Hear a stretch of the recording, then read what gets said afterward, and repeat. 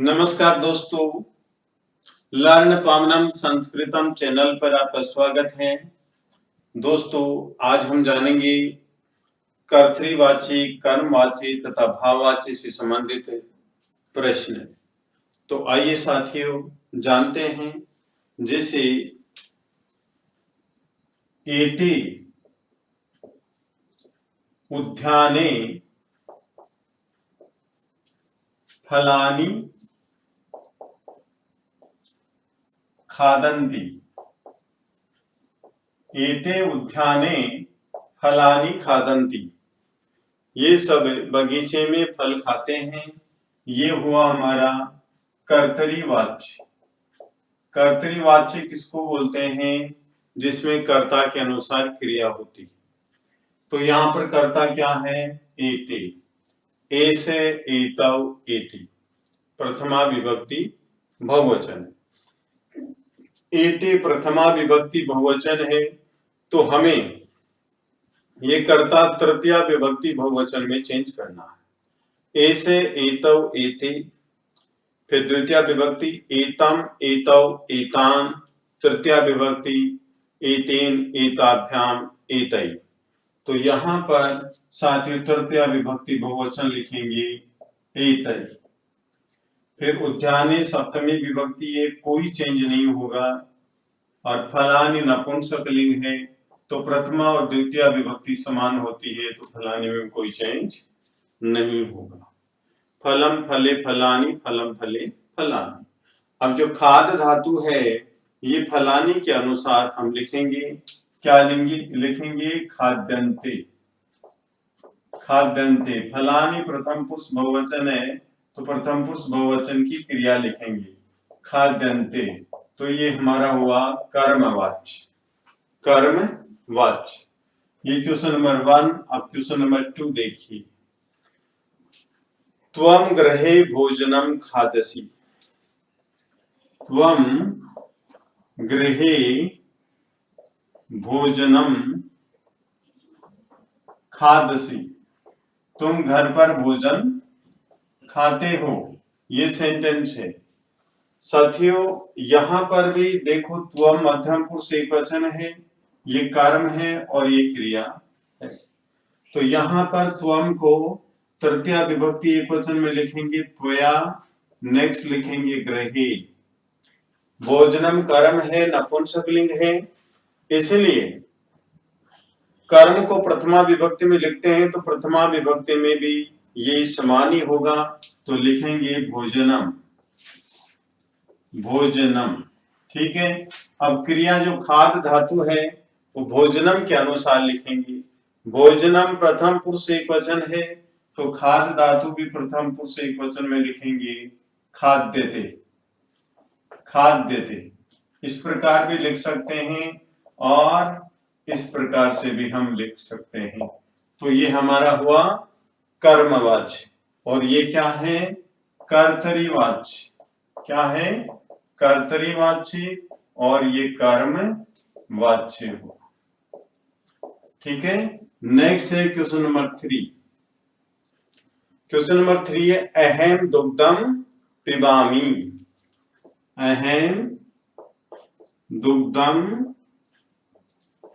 अहम दुग्धम पिबामि।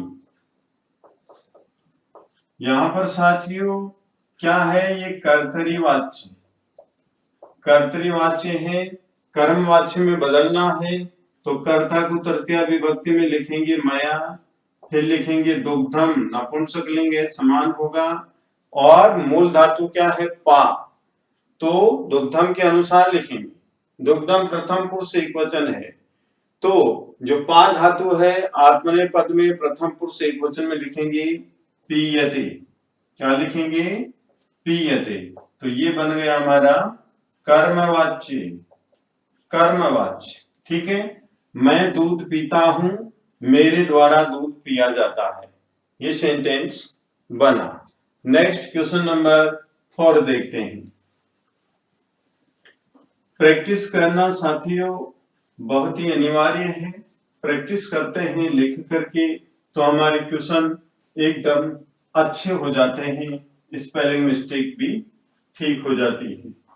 Next question number 4 है कि तागृहे तिष्ठन्ति, तागृहे तिष्ठन्ति,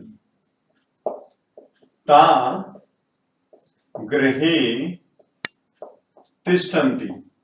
अब यहां पर जो ता है वे सब घर पर तिष्ठन्ति बैठी, वे सब घर पर ठहरी हुई तिष्ठन्ति।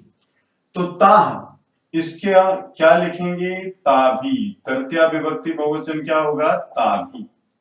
सा ते ताः, कर्ता क्या है? ता, और बहुवचन में है तो तृतीया विभक्ति बहुवचन क्या होगी? ताभी।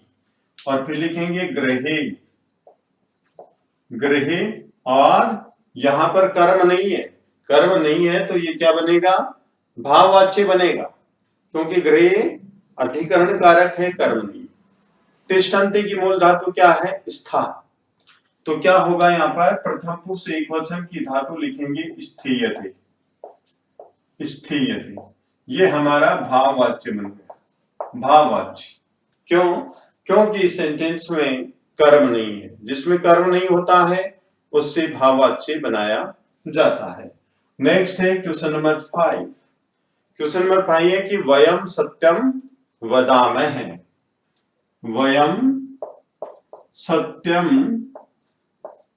वदामः, ये सेंटेंस, ये भी कर्तरीवाच्य है। वयम को तृतीया विभक्ति बहुवचन में बदलेंगे तो क्या होगा? अस्माभि, अस्माभि। ठीक है, और फिर लिखेंगे सत्यम और उद्यते, उद्यते, ये सेंटेंस बना। अस्माभि सत्यम उद्यते, हमारे द्वारा सत्य बोला जाता है। क्वेश्चन नंबर 6 है भवान नित्यम वेदम पठेत, भवान नित्यम वेदम पठेत, ये सेंटेंस है। भवान प्रथमा विभक्ति एकवचन है तो इसको तृतीया विभक्ति एकवचन में चेंज करेंगे भवता, भवता। फिर लिखेंगे नित्यम वेद है पठेते, पठेते, ये सेंटेंस बना। भवता नित्यम वेद पठेते, आपके द्वारा नित्य वेद पढ़ा जाता है। जो नित्यम शब्द है या अव्यय है, इसमें कोई चेंज नहीं होगा। नेक्स्ट है भवन्तः कार्यालय गच्छन्ति, भवन्तः कार्यालय, कार्यालयम गच्छन्ति, ये सेंटेंस है। यहां पर भवन्तः प्रथमा विभक्ति बहुवचन है, भवान भवन्तो भवन्तः, इसको तृतीया बहुवचन में करेंगे भवता भवद्भ्याम भवद्भि, तो तृतीया बहुवचन होगा भवद्भि। ठीक है, और फिर लिखेंगे कार्यालय, प्रथमा विभक्ति एकवचन में गम्यते, ये हमारा वाच्य बना कर्मवाच्य। भवद्भि आप सबके द्वारा, कार्यालय है गम्यते, कार्यालय जाया जाता है। जना कृषि क्षेत्रे हल कार्यम कुर्वन्ति, जनाः कृषि क्षेत्रे, कृषि क्षेत्रे हल कार्यम, हल कार्यम कुर्वन्ति, लोग कृषि के क्षेत्र में हल कार्य करते हैं। तो यहाँ पर जना तृतीया विभक्ति बहुवचन में लिखेंगे जनई, क्योंकि प्रथमा बहुवचन में, तो तृतीया बहुवचन में लिखेंगे जनई। कृषि क्षेत्रे, कृषि क्षेत्रे, फिर लिखेंगे हल कार्यम, हल कार्यम क्रियते, क्रियते। जनई कृषि क्षेत्रे हल कार्यम क्रियते, प्रथमा बहुवचन है, तृतीया बहुवचन में चेंज करेंगे। कृषि क्षेत्र में कोई चेंज नहीं होगा। हल कार्यम नपुंसक लेंगे इसलिए सेम रहेगा, और हल कार्यम के अनुसार क्रिया लिखी जाएगी क्रियते। जनैः कृषि क्षेत्रे हल कार्यम क्रियते, लोगों के द्वारा कृषि के क्षेत्र में हल कार्य किया जाता है। ठीक है। क्वेश्चन नंबर 9 है यूयम किम कुरुत। यूयम किम कुरुत, ये सेंटेंस आप सब क्या करते हैं। तो यहां पर किम अव्यय भी है तो लिखेंगे युष्माभि किम क्रियते। इस प्रकार से हमारा आंसर होगा युष्माभि किम क्रियते, आप सबके द्वारा क्या किया जाता है, आप सबके द्वारा क्या किया जाता है। नेक्स्ट है सा विप्राय भोजनम ददाति। सा विप्राय भोजनम ददाति। ठीक है। कर्मवाच्य में बदलेंगे तो सा को करेंगे तया में, तया चतुर्थी विभक्ति में कोई चेंज नहीं होगा, विप्राय फिर लिखेंगे भोजनम, ददाति की मूल धातु है दा, तो आत्मनेपद में भोजन के अनुसार लिखेंगे दीयते, दीयते लिखेंगे। उसके द्वारा ब्राह्मण को भोजन दिया जाता है, तया विप्राय भोजनम दीयते, उसके द्वारा ब्राह्मण को भोजन दिया जाता है।